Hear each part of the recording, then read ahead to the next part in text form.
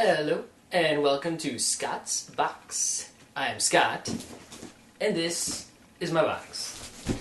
This is a video show I'm going to be doing where every month I'm going to open up my shipment of comic books and other comic thingies that are delivered from Discount Comic Book Service, and I'm going to share them with you, so maybe you can figure out, what comics you might be interested in buying or whatever. This is a beta episode. It's gonna suck. I haven't made a lot of videos before. They'll get better. I'm doing it in one take, mostly because I have to. I mean, I can only open this box once, right? Then if I did a second take, it would be kind of obvious.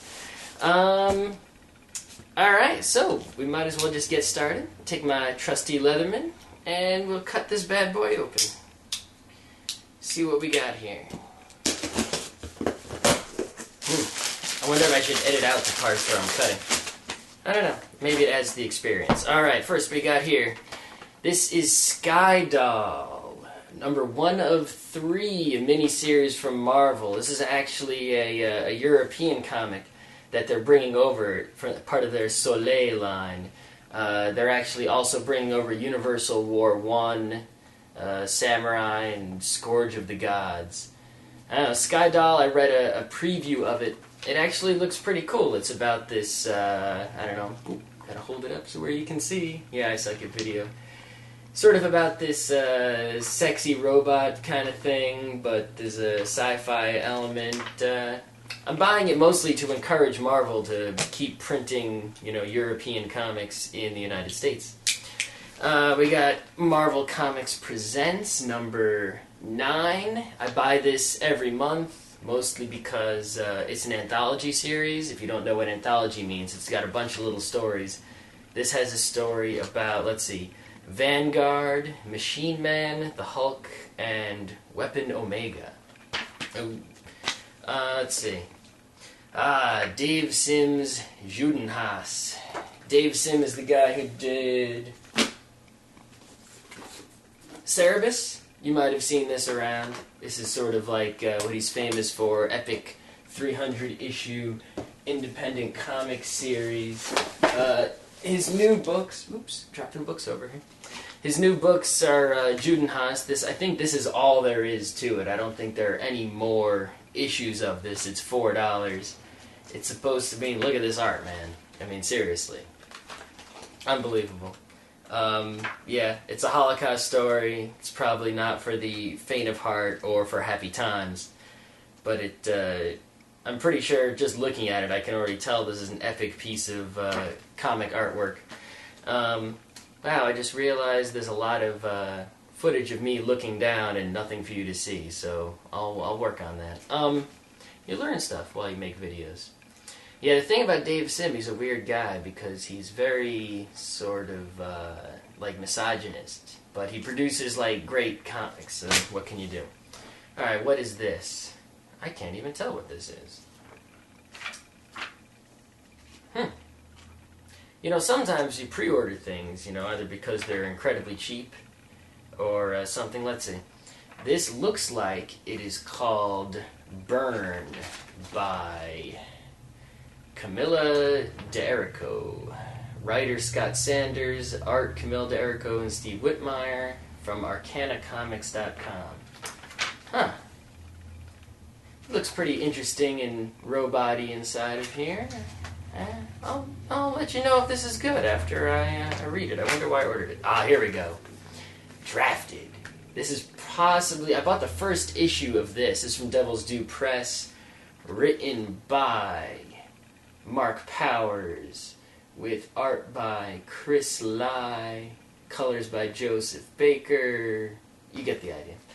Anyway, I read the first issue of Drafted. Drafted is about this planet of I think it's Earth, I don't remember. I read the first issue so long ago. I mean, the trade just came out, which is what I have here, the first trade paperback. But it's ongoing. This isn't all there is to it. There's going to be more volumes because there's issues that came out that aren't in here. And basically, the plot is that an alien race comes and drafts Earth into their interstellar war, and you follow, some, one set of characters. Sort of a Starship Troopers-ish thing, but more fun, I think. I really liked that first issue.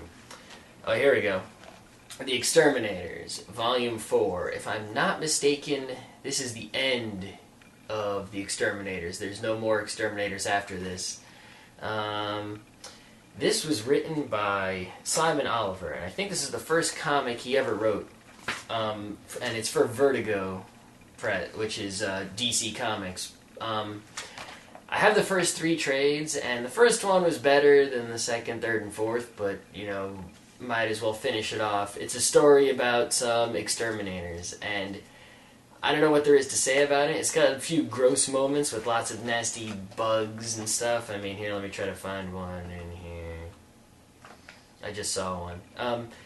But it mostly follows this one guy, and he's got, you know, personal plots and love plots. I mean, here, yeah, look at that nasty exploding bug action going on there. It's good stuff. Let's see. House of Mystery, number 1. I have no idea what this is about. It's a new Vertigo series. This is the first issue. I probably bought it because it was really cheap. Let's see. Oh, Marvel Comics Logan, number 3. I bought this because it's written by Brian K. Vaughan. Brian K. Vaughan is the guy who wrote Runaways and Ex Machina and Why the Last Man, so it's an automatic buy. And the reason I bought the issues instead of waiting for the trade is because it's a 3-issue miniseries about Wolverine and a little tiny Wolverine adventure. And the first 2 issues were kind of fun, you know, and because it's only 3 issues, and I pre-order 2 months in advance, you order issue 1, you can't read it to see if you like it before you get 2 and 3, so it's either buy all 3 or wait for the trade. Okay, Rabbi Harvey Rides Again. I got the first Rabbi Harvey trade paperback, and it's just sort of like these funny stories about a rabbi in the Old West. You know, look, the art is really kind of simple looking, and it's mostly about the stories. And he's got like funny, wise sayings going on, you know, and even though I'm sort of an atheist Jew, I can appreciate the, you know, the funny Jew jokes going on, and my dad really likes this also. Let's see. Saltwater Taffy, The Seaside Adventures of Jack and Benny by Matthew Le. It's a happy little black and white comic. Let's see what it says here. 11-year-old Jack Putnam and his 8-year-old brother Benny are being dragged against their will on a summer-long vacation with their family, and not somewhere cool like Disney World, but a little port town in Maine. Ooh, here we go. This is what this comic is all about. Giant lobsters, kleptomaniac eagles, ghosts from the Civil War. So, this is pretty much little kids go on a little vacation and crazy shit happens kind of story. Oh, it's from Oni Press, so that usually means high quality. This is Mushishi Volume 4. The thing about the Mushishi manga, I still didn't read Volume 3 yet, is it's pretty much the same thing as the anime, only it's, you know, in manga format. So I'm not really sure. I mean, I feel like I should just finish watching the episodes of the anime that I didn't finish and sort of stop buying the manga. But I guess at least I'm sort of showing support for Del Rey, right? And I do want this to keep coming out. This is something that deserves to be published in English. I just don't know if I'm going to keep going much further. And, of course, last but not least, well, probably least, Initial D Volume 30. I think there's only going to be 33 volumes, and I have all of them. And, I don't know, Initial D... quality-wise, really, honestly, it's not so great, but it's one of my mangas, and I read it, so. And that looks like it's the bottom of the box. So, that ends this beta episode of Scott's Box. I can't really redo it. That's it. I hope you enjoyed it. Come back next time. Cool.